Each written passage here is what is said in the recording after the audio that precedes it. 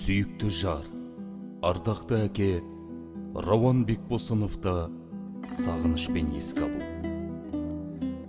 Адам баласының бұл дүниеге келуі де ақиқат, бұл дүниеден өтуі де ақиқат. Өмір Алланың адамға берген аманаты. Әрбір жан бұл жалған дүниеге қонақ болып келеді. Біреу ұзақ ғұмыр кешеді, біреу қысқа өмір сүреді. Бірақ ғұмырдың ұзақтығы емес, оның мәні мен артында қалдырған ізі маңызды. Халқымыз жақсының аты өлмейді, ғалымның хаты өлмейді дейді. Жақсы адам өмірден өтсе де, оның жасаған жақсылығы, айтқан жылы сөзі, қалдырған өнегесі жүректерде мәңгі сақталады. Біз бүгін сағынышпен асыл азаматты, ардақты жарды, өнегелі әкені, қамқор ұлды Бекбосынов Рауан Қажыбекұлын еске алып, оның ғибратты ғұмыр жолына бір сәт көз жүгіртеміз. Рауан Қажыбекұлы 1975 жылдың 19 тамызында қазақ мәдениеті мен өнерінің алтын бесігі саналатын әсем Алматы қаласында елімізге танымал дәстүрлі әндердің орындаушысы, Қазақстанның халық артисі Қажыбек Бекбосынов пен Айым Мұқаш қызының шаңырағында дүниеге келді. Отбасында екі ұл тәрбиеленді. Үлкені Арай, кішісі Рауан.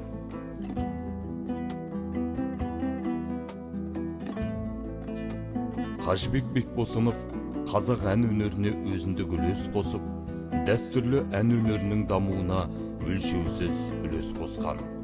Ол кісі орындаған әндер еліміздің барлық телеарналарының алтын қорында сақтаулы. Рауан осындай өнерлі киелі шаңырақта махаббат пен өзара құрмет, жылулық пен қамқорлық орнаған отбасындағы екінші бала болып тәрбиеленді. Оның бесігі қазақтың інжу маржан ән өнерімен тербелді. Мұның бәрі Рауанның мінезінде, өмірінде, келешек жастық шағында да терең көрініс тапты. Осындай өнегелі отбасында өскен Рауан жастайынан ерекше, жан-жақты, алғыр, зерек болып өскен жан. Алматы қаласындағы нөмір 12-ші, нөмірі 131-ші және нөмірі 136-ші мектептерде білім алды.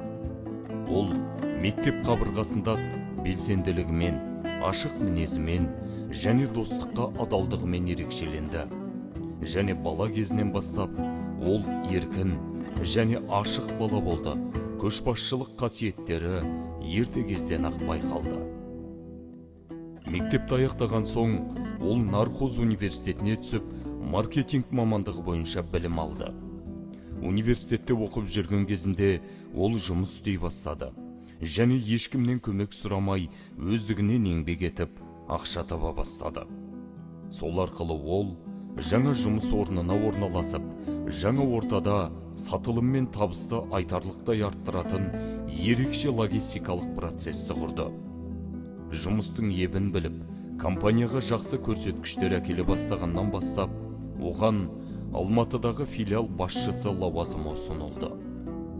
Бір жағынан жақсы лауазымы ұсынылғанмен, бірақ ол Астанаға көшу туралы батыл шешім қабылдады. Ол кезде ондай ұсыныстан екінің бірі айырылмас еді. Десек те, Алматы оның сүйікті қаласы болып қала береді. Астанаға ауысқаннан кейін ол сол жерде жаңа тұрғын үй кешендерін сала бастады. Бірден жаңа ортаға сіңісіп кетпесе де, бірте-бірте бойы үйреніп, жаңа ортаға қалыптаса бастады. Өзінің алғырлығының арқасында ол көптеген серіктестермен тілеулес достар тапты. Ол халықаралық деңгейге шығып, Қытаймен белсенді ынтымақтастықта орнатты. Ол кез келген адаммен келіссөздер жүргізуді және ортақ серіктесті, бизнестің тілін таба білген талантты жан болатын. Сол үшін басшылар, серіктестер және әріптестер оның адалдығы мен қарапайымдылығын бағалады. Өнерлі отбасында тәрбиеленген Рауанның ең үлкен құндылығы әрқашан бірінші орында отбасы болды. Ата-анасына ерекше құрметпен қарап, оларды шексіз қадірледі. Ол ата-анасының сенімді тірегі, әрдайым қолдау көрсететін сүйікті ұлы болды. Отбасындағы маңызды мәселелердің барлығы көбіне Рауанмен ақылдасып шешілетін. Ол ағасы Арайдың әрдайым қамқор, жанашыр інісі болды. Ағасын ерекше қадірлеп, оған шынайы сүйіспеншілікпен терең құрмет көрсете білді. Өз отбасына тоқталсақ, оның Алла берген 4 перзенті бар. Өзі өте балажан еді, және бала тәрбиесіне ерекше көңіл бөлді. 1996 жылы оның тұңғыш ұлы Еркебұлан дүниеге келді. Отбасындағы тұңғыш ұлы және тұңғыш немересі. 2 жылдан кейін оның екінші ұлы Ардагер дүниеге келді.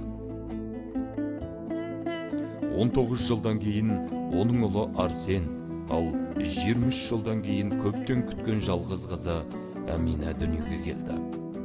Ол барлық балаларын қатты жақсы көрді. Қызына ерекше мейірімді болды. Әртаң сайын ол күлімсіреп, қандай сұлулық оянды деп айтатын. Қызын ерекше еркелету ол үшін өмірінің басты парызы есептелетін. Себебі қыз нәзік, қыз жүрегі мейірімді. Ол әке қамқорлығын молынан танытып, қамқор әке деген атқа лайық болды. Балаларды өзі мектепке барып, спортқа баулып, олардың жан-жақты болып өсіп жетілуіне бар күшін жұмсады. Ол әйелін қатты жақсы көрді, оны еркелетіп, Люба деп атайтын. Ол балаларымен мақтанатын. Оның үлкен арманы үй салып бітіріп, үлкен, бақытты отбасы ретінде бірге өмір сүру еді. Өкінішке орай, ол бұл арманын жүзеге асыруға мүмкіндік алмады. Бірақ ол ең маңызды дүниелерді, махаббатты, естеліктерді, құрметті және лайықты өмірдің үлгісін қалдырды. Алла тағала адамға өмірді өзі сыйлайды, әрі сол аманатты бір күні өзі қайталады. Бұл тіршіліктің бұлжымас заңы, тағдырдың жазуы. Дегенмен, жүрегі бар пенде үшін жақынынан айырылу әрдайым ауыр. Амалың қанша. Тағдырға мойынсынудан басқа шара жоқ. Артында қалған бала шағасы, туған туыстары мен жақындары оның жарқын бейнесін жүректерінде сақтап, әрдайым дұғамен еске алады. Олар Алладан оның рухына рахым тілеп, жаны жәннаттың төрінен орын тапсын деп тілек етеді. Жарық жұлдыздай жарқырап өткен Рауанның рухы пейіште шалқысын.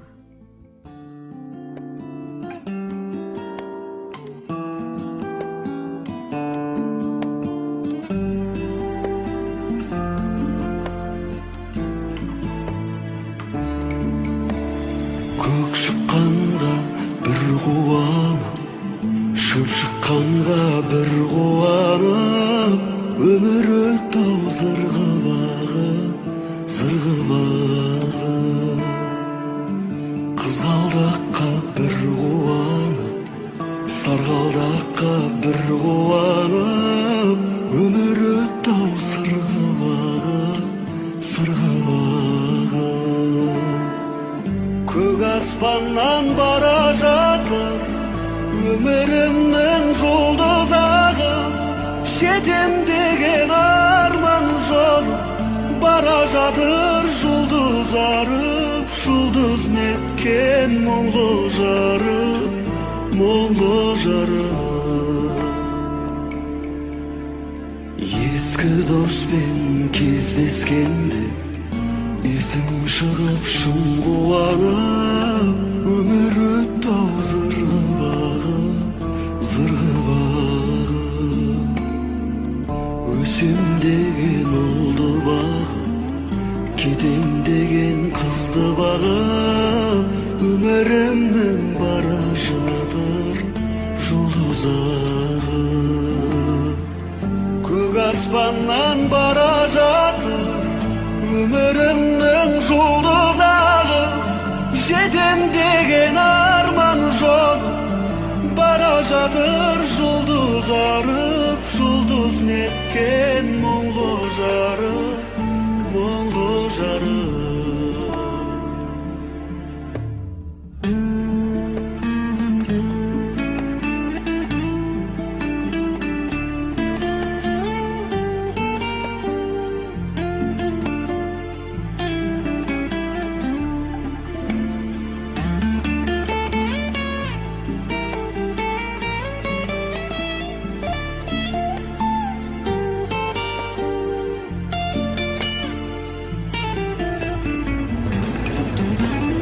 Көк аспаннан бара жатыр өмірімнің жұлдызағы, жетем деген арман жолы бара жатыр жұлдыз арып, жұлдыз неткен мұңлы жарық, мұңлы жарық.